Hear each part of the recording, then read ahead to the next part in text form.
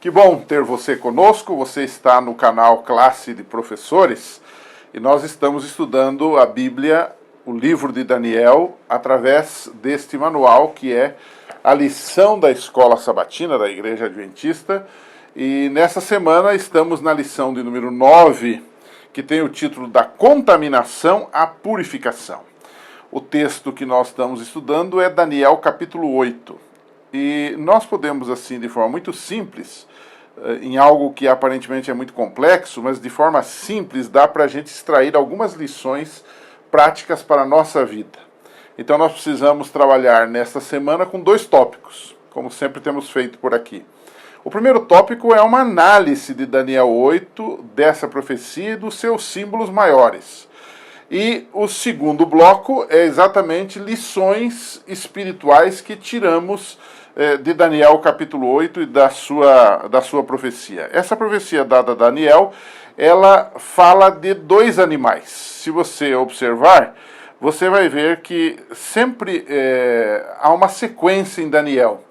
Ele trabalha com animais, trabalha com metais, como no caso da estátua do capítulo 2, sempre trabalhando a história do mundo, desde Babilônia, Medo-Pérsia, Grécia, Roma, até chegar ao fim de todas as coisas.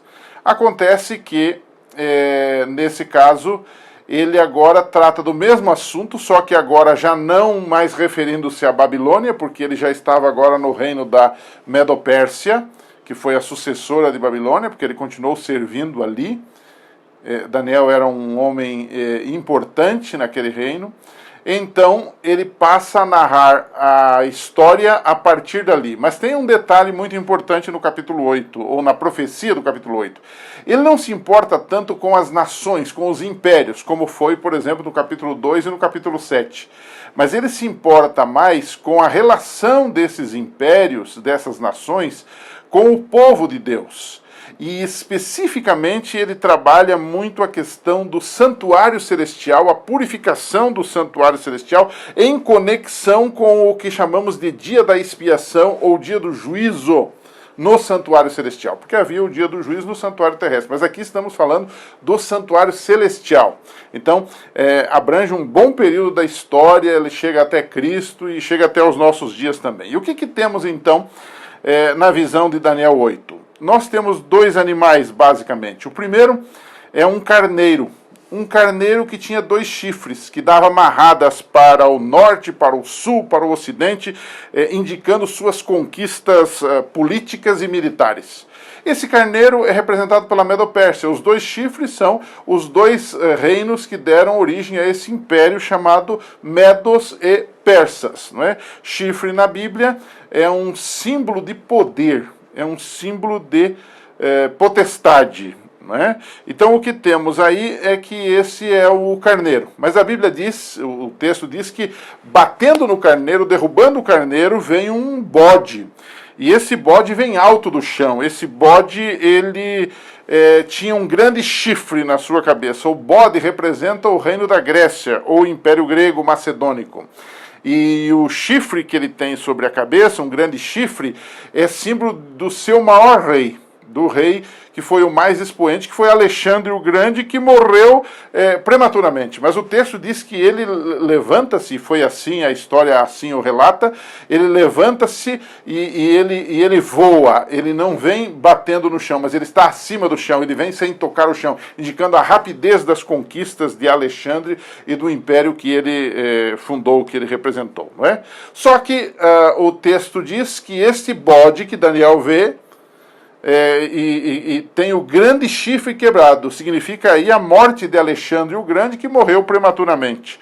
E no lugar dele, o texto diz que surgiram 4 grandes chifres, ou chifres novos, que foram os generais de Alexandre. Nós já vimos isso na semana passada, que são Cassandro, Lisímaco, Seleuco e Ptolomeu. A divisão do Império Grego entre 4 generais e o seu enfraquecimento, e depois a sua passagem natural para Roma. E aí surge não um animal, mas surge agora um terceiro elemento. O primeiro é o carneiro, que é a Medo-Pérsia, o segundo é o bode, que é a Grécia, e naturalmente na história, o que é que você tem depois da Grécia? Você tem o Império Romano, que vem na sucessão desses impérios todos.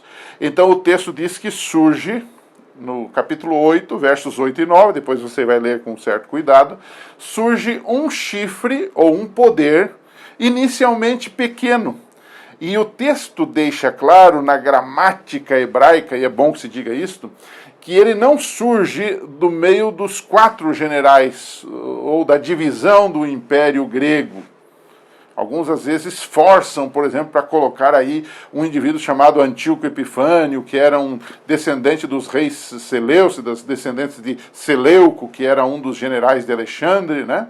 Mas o texto, gramaticalmente em hebraico, combina com 4 ventos, ou seja, de um dos 4 ventos da terra surge o próximo poder. O primeiro foi o carneiro, que era Medo-Pérsia, o segundo, neste caso, é Grécia. Então, ele diz assim, de um dos 4 ventos, ou seja, de um dos pontos cardeais, surge um outro. E esse outro é nada mais, nada menos que o próprio Império Romano, nas suas fases pagã, imperial, e depois na sua fase religiosa, com o bispo de Roma tendo proeminência sobre todas as igrejas e, naturalmente, fazendo muitas mudanças dentro da lei de Deus, da palavra de Deus, e, de fato, confrontando-se de forma oposta à lei de Deus e à vontade de Deus. Esse chifre pequeno representa Roma tanto pagã quanto papal. E ele também está representado lá no capítulo 7, verso 25. Você está lembrado que o chifre pequeno de Daniel 7, 25 é o mesmo de Daniel 8, 8 e 9. Então, este chifre pequeno lá diz que ele perseguiria o povo de Deus, que ele mudaria os tempos e a lei e assim por diante, né? E ele também atacaria, o Daniel 8, 11 diz que ele atacaria o sacrifício diário. Ou seja, ele atacaria o santuário de Deus, que nessa época já não era mais o santuário da terra, mas o próprio santuário do céu. Ele atacaria, digamos, o plano de salvação de Deus, o plano de sacrifício. E o que o Roma faz na sua fase religiosa? Troca, por exemplo, a intercessão de Cristo pela intercessão dos santos, pela intercessão dos sacerdotes. Ele se arroga no direito de perdoar pecados, o que é uma blasfêmia, só Deus pode perdoar pecados. E a intercessão de Cristo é deixada de lado ao ponto de seres humanos falhos, sacerdotes humanos falhos, se colocarem no lugar de Deus, criando o próprio Deus, por exemplo, na própria Eucaristia. Então, o texto diz que ele deitou por terra a verdade e prosperou. E então, na sequência, no verso 14, diante da angústia de Daniel, surge uma questão. Até quando essa história vai demorar? Quando é que esse santuário será purificado? Quando é que nós vamos ter, de fato, digamos, a resolução desse problema, desse ataque do chifre pequeno de Daniel 7, de Daniel 8, contra o povo de Deus, contra a lei de Deus, contra a verdade de Deus? Quando é que Deus vai reagir a isto? Então, Daniel 8,14 diz que até 2.300 tardes e manhãs e o santuário será purificado. Nós vamos estudar esse tema na semana que vem, ele vai ser desdobrado em Daniel 9. Ele apenas levanta a situação em 8,14, mas é explicado em Daniel 9, 25 a 27. Então, isso nós vamos ver na semana que vem. Mas a verdade é que a gente percebe que aqui ele não está tratando de um santuário terrestre dos judeus, porque a essa altura ele já estava, digamos, passando, porque agora o verdadeiro santuário é o santuário do céu, é o santuário onde Cristo ministra por nós, pela nossa salvação, né? E esse tempo profético, ele começa e vai terminar no ano de 1844, mas isto veremos na semana que vem. Agora, para a gente resumir tudo isso, o que a gente aprende desta história, dessa profecia de Daniel 8? Primeira coisa, nós aprendemos que o santuário do céu também precisa ser purificado. E aí você me pergunta, mas pastor, entra pecado no céu para o santuário ser purificado? Hebreus 9, 23 e 24 deixa claro que há necessidade de uma purificação do santuário celestial. Mas o que temos no céu? Nós não temos o pecado em si, porque nesse caso o pecado é algo abstrato, não é algo concreto. Os resultados do pecado é que são concretos, né? Alguém mata alguém, isso é algo concreto. Mas aquele ódio, aquela raiva, é algo que está lá dentro da pessoa, mas ele se manifesta em algo concreto. Agora, o que existe no céu? Não é o nosso pecado em si.